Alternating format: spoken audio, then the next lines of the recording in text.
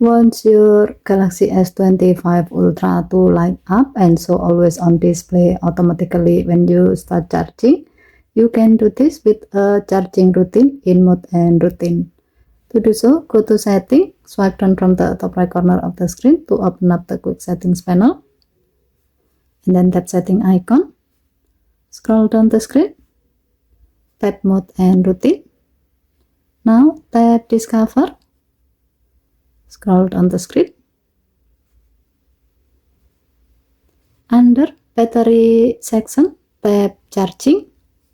Now let's check the details in the If section. Charging status is already set to charging. In the Then section, 2 actions are added. Always on display is set to on and always. Add lighting effect once. Tap it. Choose a style.